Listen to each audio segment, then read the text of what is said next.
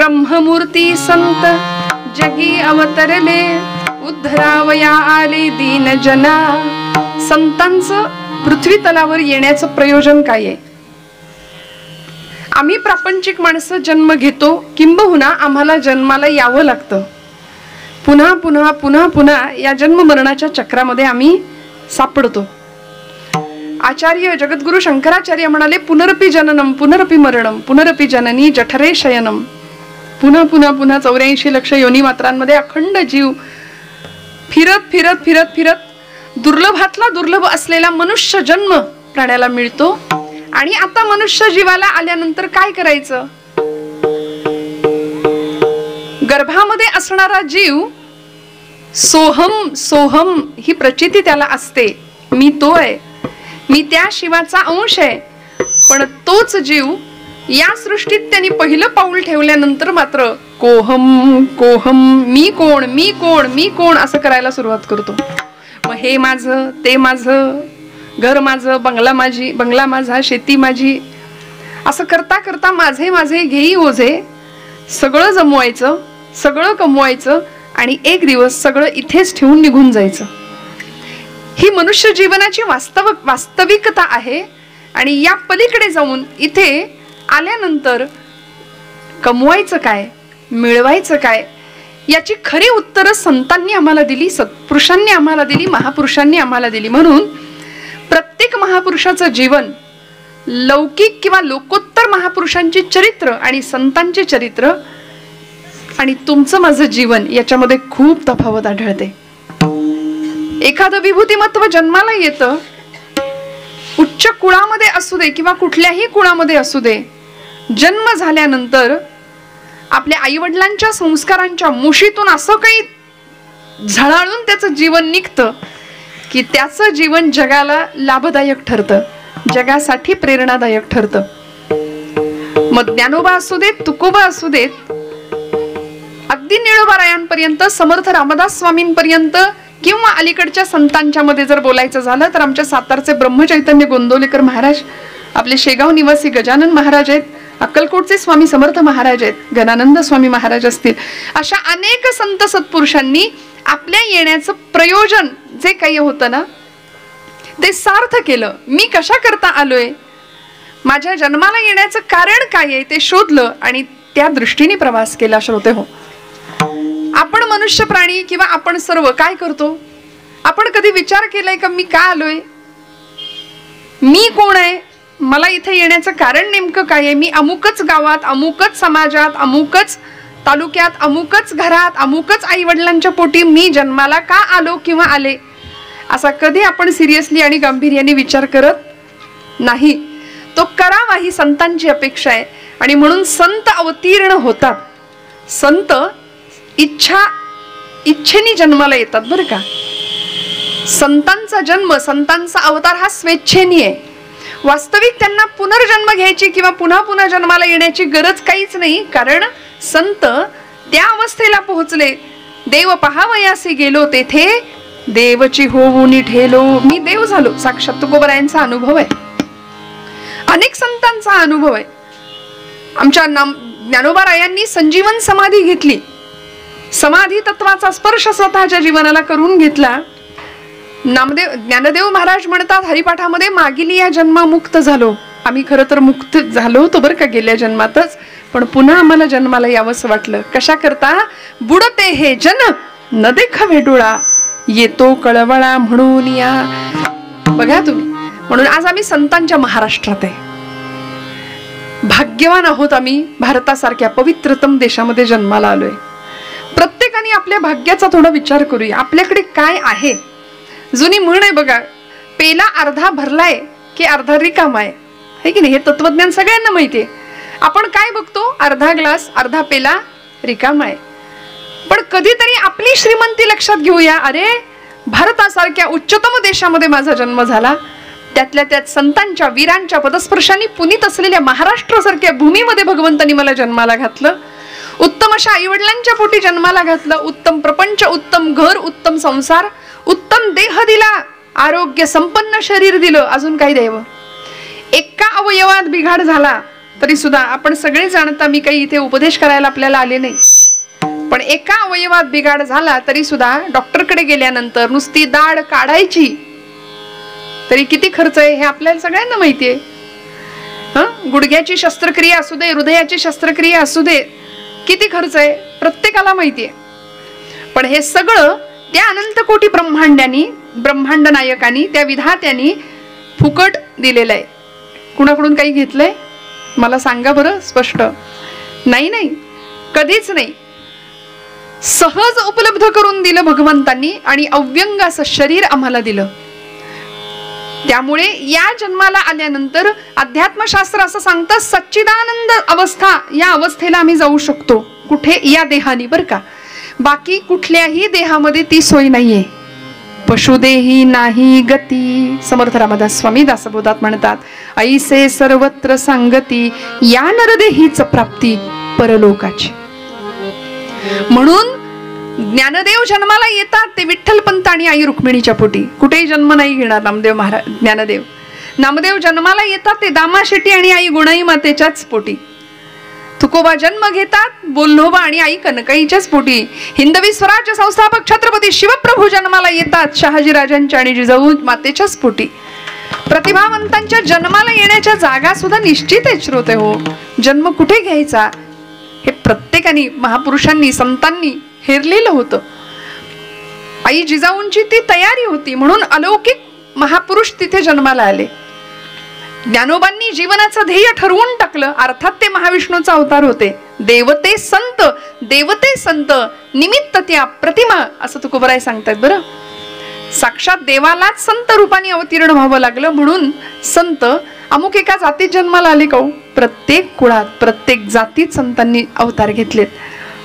पण आम्ही नतद्रष्ट माणसं, मला माफ करा, आम्ही भगवंताची भक्ती करतो, पण प्रत्येक समाजाने, प्रत्येक जातीने संतांना सुद्धा वाटून घेतलं की नाही.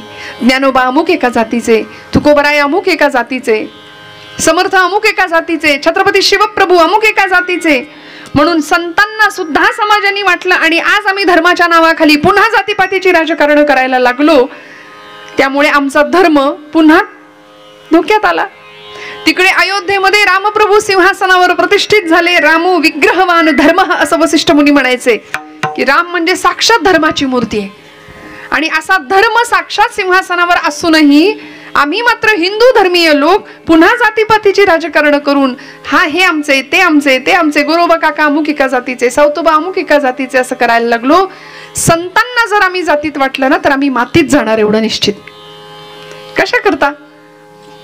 मला माहिती आहे आपल्याला वारकरी कीर्तनामुळे विठ्ठल विठ्ठलाचा जय जयकार ऐकायची सवय आहे. इतकं शांत प्रवचनासारखं कीर्तन, पण आता पर्याय नाही, यालाच नारदीय कीर्तन असं म्हणतात. पूर्वरंग आणि उत्तर रंग. पूर्वरंगामध्ये निरूपण करेन मी, अभंग सोडवायचा प्रयत्न करेन, आणि उत्तर रंगात कथा सांगेन. कारण वारकरी मंडळी जी आहेत, मला थोडंसं काय आहे, आता 20-25 वर्ष कीर्तन करून थोडंसं चेहरे अगदी 1% वाचता येतात श्रोत्यांचे, असं वाटतंय दत्तगुरूंच्या कृपेने. त्यामुळे आपण जर वारकरी कीर्तन नेहमी ऐकत असाल, अर्थात मी वारकरी कीर्तन सुद्धा करते, पण दादांची इच्छा होती म्हणून नारदीय कीर्तन आपण इथे आयोजित केलंय. त्यामुळे संतांचा अवतार, संतांचं जन्मकार्य, म्हणून तर ज्ञानोबांचं ध्येय ठरलेलं होतं. 21व्या वर्षी समाधी तत्वाचा स्पर्श केला. पंढरपूरला आले त्यावेळी नामदेव महाराजांना सांगावं, नामया, अरे पंढरपुरातच फक्त देव आहे का रे? नामदेव महाराजांची भक्ती अशीच होती बरं का. नामदेव महाराज म्हणायचे, देव फक्त पंढरपुरातच आहे, देव फक्त विटेवरच आहे, तो फक्त माझ्याशीच बोलतो, माझ्यासोबत जेवतो, माझ्या कीर्तनात नाचतो. तेवढंच त्यांना माहिती होतं, दुसरं जग काहीच माहिती नव्हतं. म्हणून फक्त विटेवरच्या पांडुरंगाशी नामदेव महाराज बोलायचे. पण ज्ञानोबांनी सांगावं अधिकारवाणीनी, नामया, अरे वेड्या, शिंप्याच्या जातकुळीत जन्माला आलास, जगाला कळू दे, नामदेव नावाचा शिंपी हा फक्त कपडे शिवणारा शिंपी नाहीये, अवघा देश आणि अवघा प्रांत शिवायला निघालाय प्रेमाच्या धाग्यानी आणि भक्तीच्या सुईनी. अवघा प्रांत नामदेव महाराजांनी पुढच्या काळात जोडला, पडले बाहेर.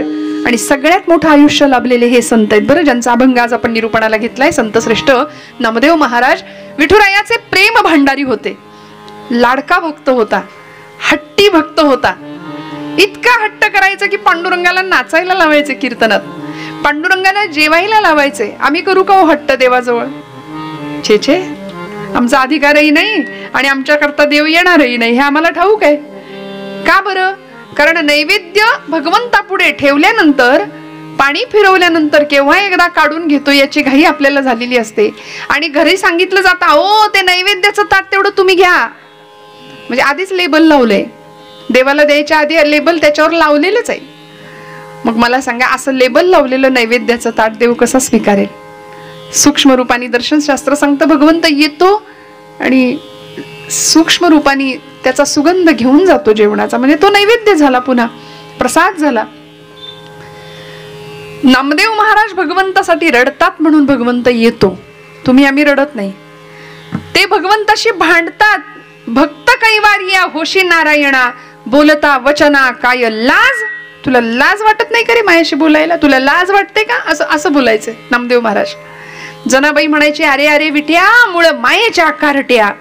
असं भांडण संतांनी करावं, त्यांचा अधिकार होता तो. तुम्ही आम्ही नाही करू शकत भगवंताशी, कारण आम्ही देवाकडून सगळं मागतो, देवाला मागत नाही. संतांनी देवालाच मागितलं, त्यामुळे भगवंत म्हणतात मी मलाच तुम्हाला देऊन टाकले, आता करा काय करायचं ते. मग जनाबाईंनी बसावं जात्यावर, नुसतं म्हणावं ये पांडुरंगा, लगेच त्यांनी यायचं. आणि सकाळी सकाळी दिशा उजळल्या गेला कोंबडा रवून, दिशा उजळल्या गेला कोंबडा रवून, सूर्याचं किरण येते डोंगरा मागून. बाबा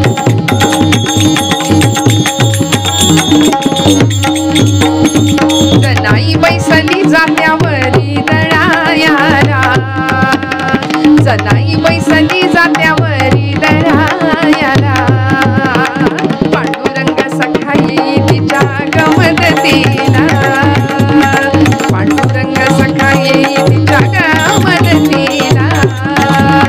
घरच्या पिठाची घालू भाकर पती देवा, घरच्या पिठाची घालू भाकर पती देवा, ही गोडी अमृताची पांडुरंगा वाटेवा. दिशा उजळल्या गेला कोंबडा रवून, सूर्याचं किरण येते डोंगरा मागून, सूर्याचं किरण येते डोंगरा मागून. नुसतं म्हणावं पांडुरंगा ये, जात्याच्या खुंट्याला हात लावावा आणि तिकडून पांडुरंगाने धावत यावं. एक पाय इकडे पसरावा, जनाबाईनं दुसरा पाय. आमच्यासाठी आलाय का महिला मंडळ? जनाबाईंचा पुरुषार्थ होता अध्यात्म क्षेत्रातला. अशा होत्या की देवळातला देव स्वयंपाक घरात आणला आणि बसावं पांडुरंगाने. आजच्या पिढीला या गोष्टी खोट्या वाटतात. अरे असं कुठं शक्य होतं का? पण होतो. त्याकरताच संतांचा अवतार होता. आणि म्हणून ज्ञानदेव काय, नामदेव काय, आमच्या स्त्री संत मालिकेतल्या जनाबाई काय, मुक्ताबाई काय, कान्होपात्रा काय, सखुबाई काय, अलीकडच्या अनेक संतान मंदिळीमधील प्रत्येक संत सत्पुरुषाचं येणं हे तुमच्या माझ्या उद्धारा करताय.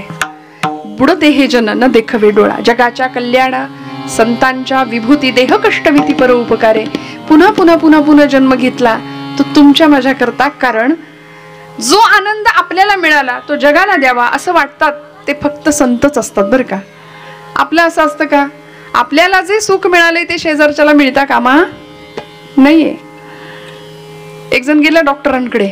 डॉक्टरांना म्हणला, डॉक्टर खूप पोटात दुखतंय माझ्या. म्हणले कधीपासून दुखतंय? काही खाण्यात आलं का? आता सीझन बदललाय, काही नाही का, वातावरण बदललंय, काही बिघड झालंय का, काही पोटात काही खाणं कुपथ्य झालंय का? नाही म्हणाला, तसलं काही नाही.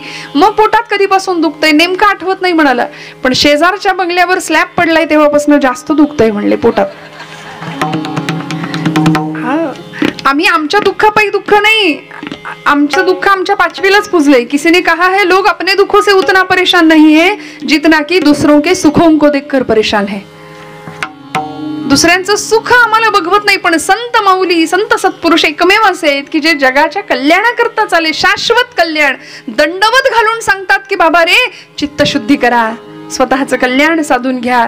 ब्रह्ममूर्ती संत जगी अवतरले, उद्धरावया आले दीनजना.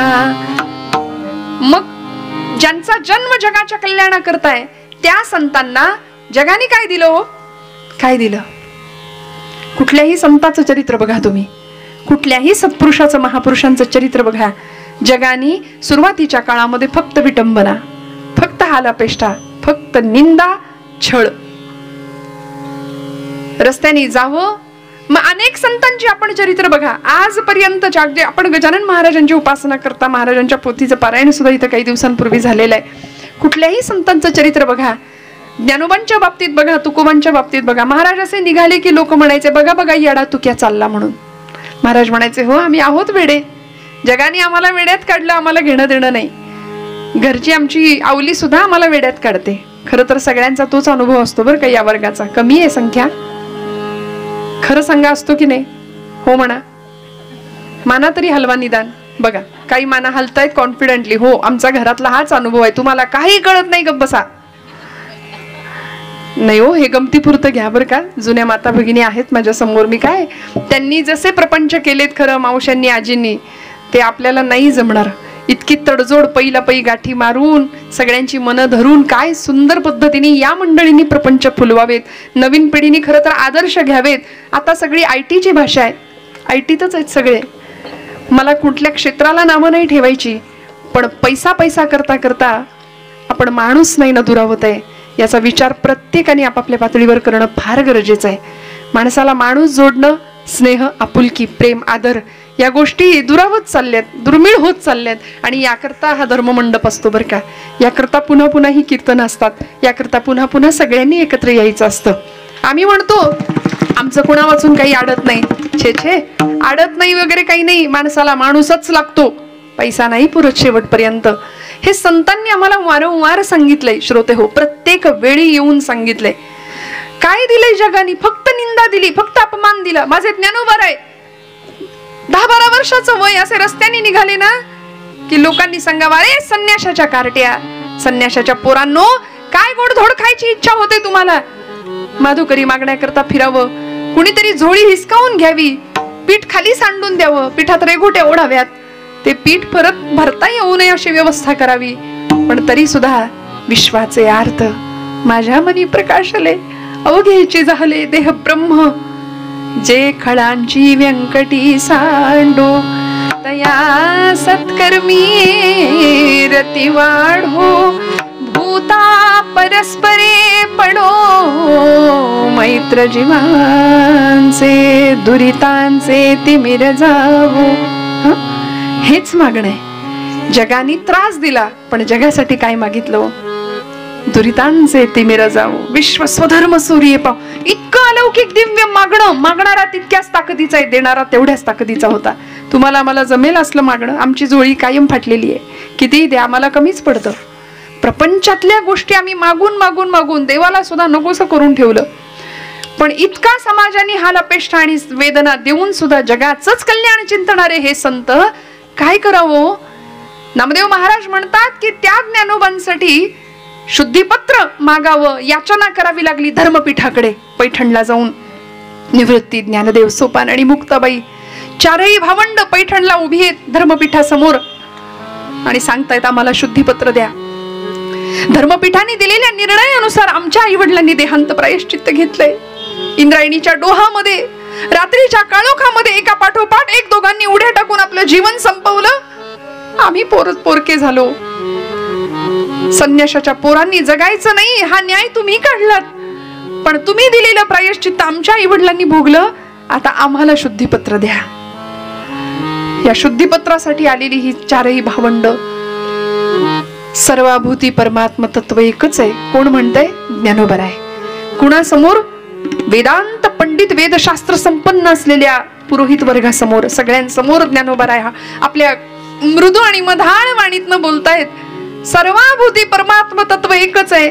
सगळ्यांच्या मध्ये एकच परमात्मा जर भरून उरलाय तर ही वागणूक, ही उपेक्षा आम्हाला का बरं असं म्हणावं ज्ञानोबांनी.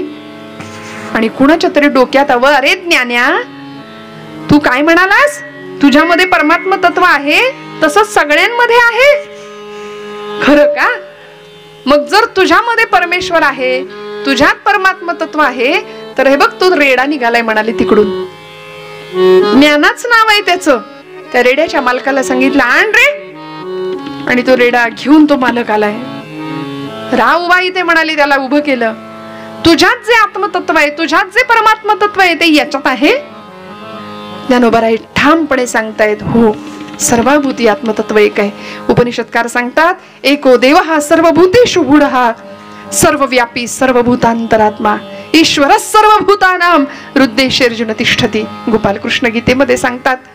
हे सगळं ज्ञानोबा बोलतायत. आणि कुणीतरी सांगावं, ज्ञाना तुला जे येतं ते हा रेडा बोलू शकेल? ज्ञानोबांनी हळूच आपल्या गुरुदेवांकडे म्हणजे निवृत्तीनाथांकडे बघितलं आणि निवृत्तीनाथांनी नजरेने सांगितलं, ज्ञाना आता थांबू नकोस. आता लोकांना चमत्काराशिवाय नमस्कार कळतच नाही. संतांना चमत्काराची हौस नव्हती बरं. आज आमच्यासारखी करंटी माणसं समाजामध्ये बरीच आहेत. ती म्हणतात ज्ञानोबांनी भिंत चालवली, रेडामुखी वेद बोलवले, वैकुंठाहून विमान आलं. छे असं कुठं असतं? ज्यांची कमी असते ना बुद्धीची कक्षा, भावनेची पातळी, ती मंडळी असा विचार करतात. पण मला असं वाटतं आपण भावसंपन्न माणसं आहोत, संवेदनशील माणसं आहोत. आपल्या या गोष्टींवर विश्वास ठेवण्या न ठेवण्याचा प्रयत्न नाहीच. तुकोबाराय वैकुंठाला गेले हे त्रिकालाबाधित सत्य आहे. ज्ञानोबांनी भिंत चालवली, त्रिकालाबाधित सत्य आहे. रेड्यामुखी वेद बोलवले, त्रिकालाबाधित सत्य आहे. म्हणून तर आळेफाट्याला रेड्याची सुद्धा समाधी आहे. हे फक्त महाराष्ट्रात आणि फक्त संतांच्या भूमीतच घडू शकतं. आळेफाट्याला आपल्या सगळ्यांना माहितीये. मग असे ज्ञानोबा निवृत्तीनाथांकडे पाहतात आणि निवृत्तीनाथ सांगतात, ज्ञाना आता थांबू नकोस. रेड्यासमोर जाऊन उभे राहिले, त्याच्या मस्तकावर हात फिरवला.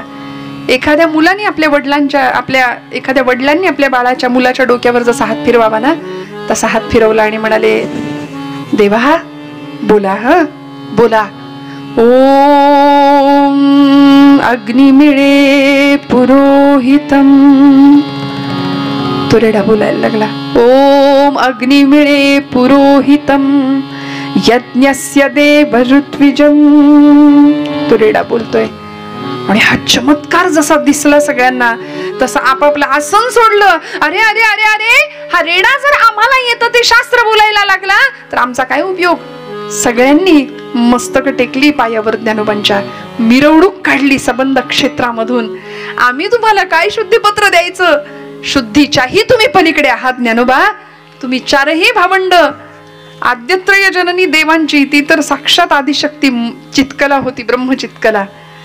निवृत्तीर भगवान हर सोपाना, ब्रह्मदेवांचा अंश सोपान देव, विष्णूंचा अंश ज्ञानोबाराय आणि साक्षात आदिशक्ती म्हणजे मुक्ताबाई. या चारही जणांच्या चरणावरती सगळ्या गावांनी मस्तक टेकवावं. आणि मग नामदेव महाराज म्हणतात, ब्रह्मादिक त्यांचे वंदिती पायवणी, नाम घेता वदनी दोष जाती. आमच्या सगळ्या दोषांचं निर्दालन होतं. काय होतं संतांच्या सहवासाने, संतांच्या जवळ जाण्याने काय होतं? जया दर्शने स्पर्शने पुण्य जोडे, जया भाषणे नष्ट संदेह मोडे. सहज बर का, सहज चांगल्या माणसाच्या सहवासात आपण बसलो ना की आपलं वर्तन सुद्धा अचानक अस्खलितपणे उत्तम होऊन जातं बर का.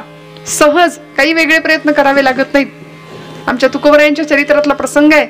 महाराज देहूमध्ये निवास, वास्तव्य त्यांचं देहूमधलाच जन्म. पण महाराज कीर्तन करायचे तुकोबराय बर का. आणि कीर्तन म्हणजे आपल्यासारखं नाही 9ला सुरू झालं की 11ला संपलं.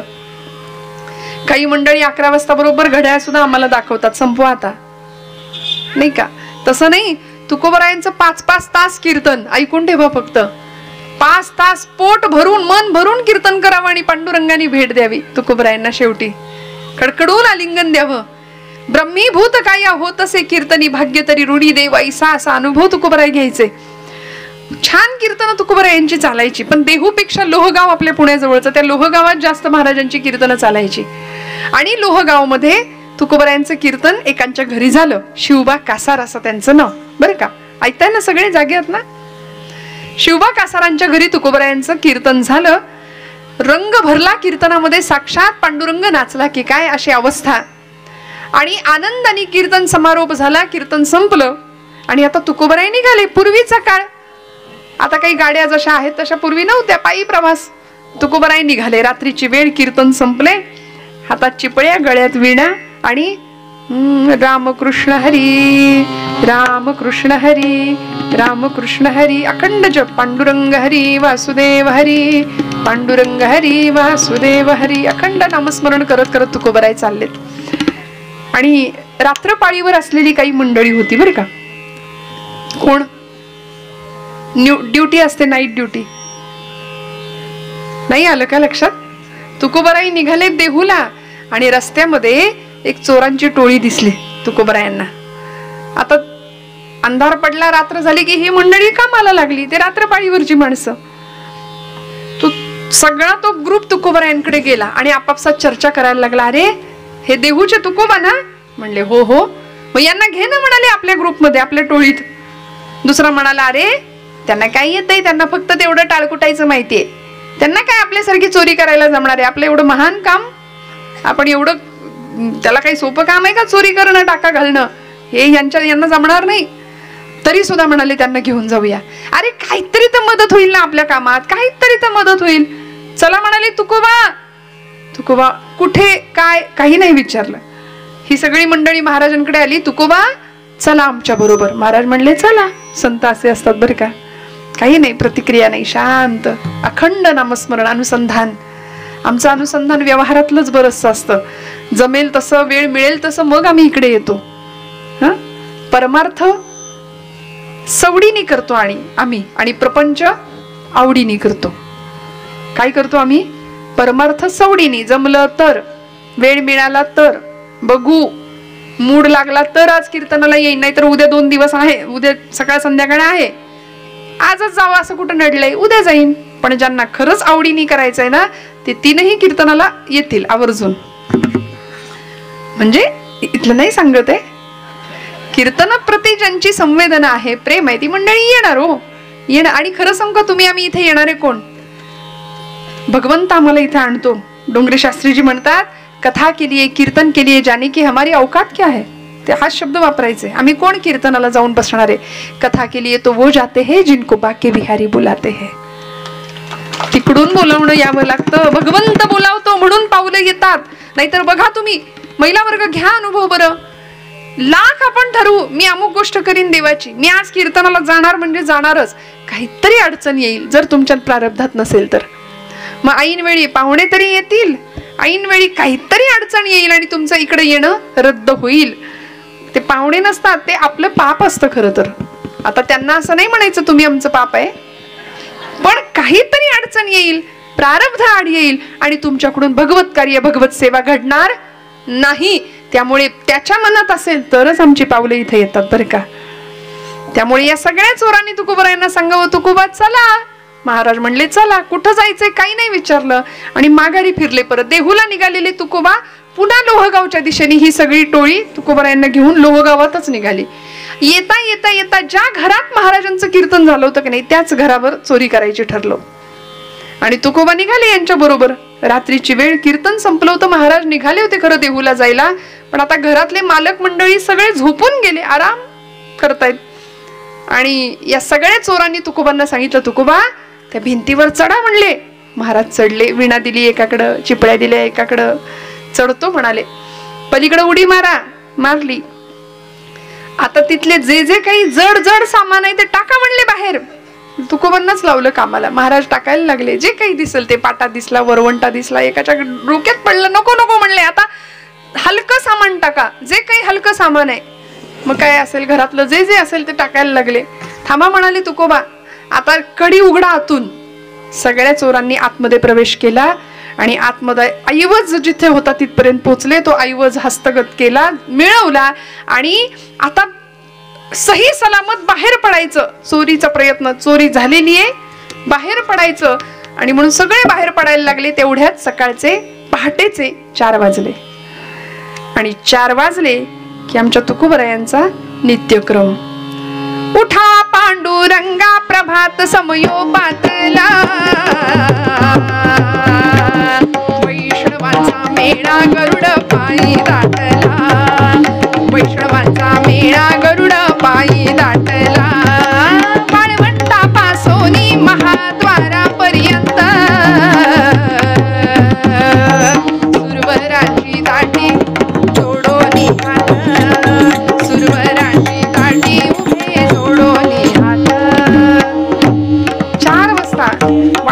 झालं तरी तुकोबांचा काकडा सुरू होणार. मग वेळ काळ काय कुठे आपण कसे आहोत काही नाही बघितलं. तिथे एक काशाची ताटली पडलेली होती, ती घेतली, त्याच एक लाटणं होतं ते घेतलं आणि उठा पांडुरंगा सुरू झालं महाराजांचं. आता काशाची ताटली म्हणजे काशाच्या टाळांसारखीच वाजणार. आणि मग मालक उठायचे राहतील. शिवबा कासार उठले, बाहेर आले, बघतायत तुकोबांचा काकडा सुरू आहे. 1.5 तास काकडा झाला बरं का.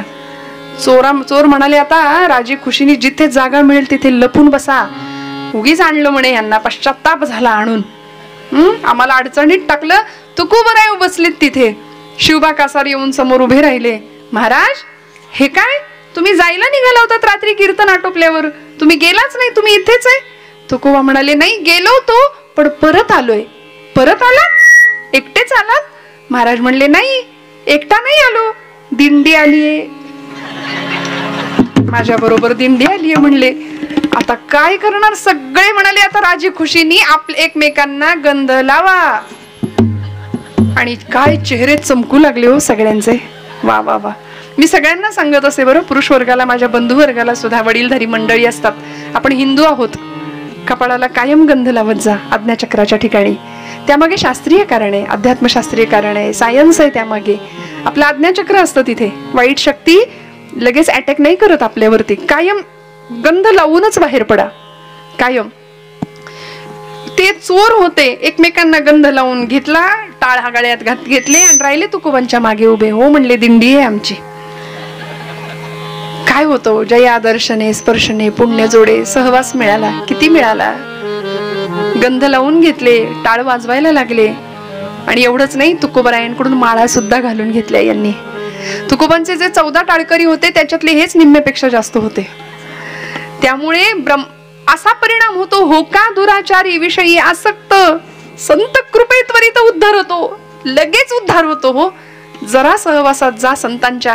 आपण विचार करतो की आता संत देहाने नाहीये, ज्ञानोबा गेले, तुकोबा गेले, मग ज्ञानोबांची ज्ञानेश्वरी आहे.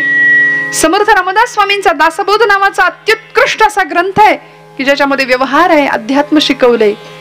आम्ही म्हणतो ज्ञानेश्वरी हातात घेतो आम्ही, पण आम्हाला कळतच नाही. कळत नाही असं म्हणणाऱ्यांना मी नेहमी सांगते की ज्ञानोबा माऊली आहे, ज्ञानेश्वरी माय आहे. आईची भाषा लेकराला कळत नाही असं कधीच होत नाही. अडचण कुठे माहितीये, आपण लेकरू होत नाही. आपण आपला मी, आपला अहम बाजूला टाकूया, लेकरू होऊन ज्ञानेश्वरीकडे जाऊया. मग आई आपल्याला घेते की नाही मांडीवर. बघा तुम्ही, माझा शब्द आहे तुम्हाला, फक्त वेळेत सुरुवात करूया. दिसत नाही, उठलेलं बसवत नाही, बसलेलं उठवत नाही, तोंडाचं बोळकं होऊन जातं. अशा वेळी ग्रंथांना हात लावून, भगवंत पूजा करून, आराधना करून काही उपयोग नाही. सडलेलं कुजलेलं फूल जसं भगवंताला आम्ही घालत नाही, तसा हा देह टवटवीत आहे तोपर्यंत भगवंतांच्या पायाशी व्हावा. वेळीच सगळ्या ग्रंथांचा व्यासंग आमच्या लहान मुलांना सुद्धा लागला पाहिजे. बोलण्यासारखं खूप आहे, वेळेकडे बघावं लागतं. आपल्याला घड्याळ सुद्धा खुणावतं. अजून मला कथा सांगायची आहे. त्यामुळे नामदेव महाराज म्हणतात की असे संत आहेत की ज्यांच्यामुळे आम्ही उद्धरून जातो. कितीही दुराचारी, कितीही पापी मनुष्य असला ना, होका दुराचारी विषयी आसक्त, विषयांमध्ये लडबडलेला मनुष्य जरी असला तरी संत कृपेमुळे त्याचा उद्धार होतो. तो जीवनमुक्त अवस्थेला पोहोचतो. आणि शेवटच्या चरणात नामदेव महाराज म्हणतात, अखंडित नामा त्यांचा वास पाहे, निषेदिनी ध्याये सत्संगती. मला अखंड भगवंता त्यांचा वास दे, म्हणजे वस्ती, त्यांच्या जवळ मला वस्ती करायला दे, त्यांचा सहवास दे, असं नामदेव महाराज सांगतायत. आणि असा संत कसे असतात, काय अधिकार असतो त्यांचा, भगवंताला किती आपलंसं करावं बघूया आपण उत्तर भागामध्ये. हाच आशय मनात राहावा म्हणून मी पूर्व रंगात इथे थांबते आणि आपण उत्तर रंगाला सुरुवात करूया. सा नि द नि द म ग म द नि सा रे सा. ब्रह्ममूर्ती संत जगी अवतरती, ब्रह्ममूर्ती संत जगी अवतरती. दिन दा दा दिन दिन दा दा दिन दिन दा दा दिन दिन दा दा दिन दिन दा दा दिन दिन दा दा. ब्रह्ममूर्ती संत जगी अवतरले, उद्धरायाले दीन जना, उद्धरायाले दीन जना. ब्रह्मदेव श्रीमंती पायवाणी,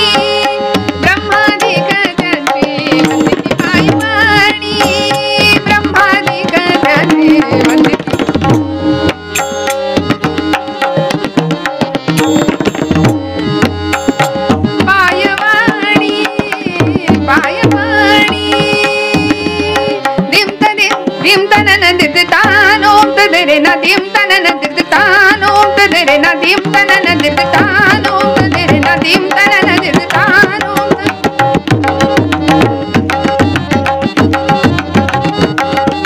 दिम तनन दिद दिम तनन दिद दिम तनन दिद तानो दे रे ना दिम तनन दिद तानो दे रे ना दिम तनन दिद तानो दे रे ना तन दे रे ना दिम ना दे रे ना दिद तुम दिद दिद तारी तारी दिम दिम तनन दिद तानो दे रे ना दिम तनन दिद